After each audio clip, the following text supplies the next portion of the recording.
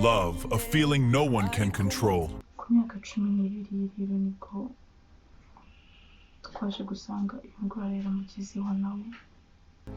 It arrives without warning watekerezaga iki kusohoka mu nzu ukagenda utanavuze and disappears without permission. Narakubwiye urangurananira. Rero amatrice kwikora muri buno buryo.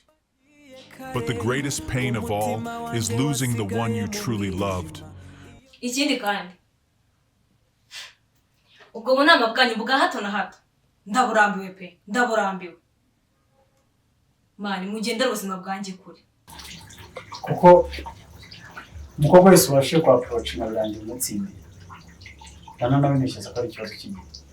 Because true love often ends with tears, and the wounds it leaves behind become scars that never fade. No!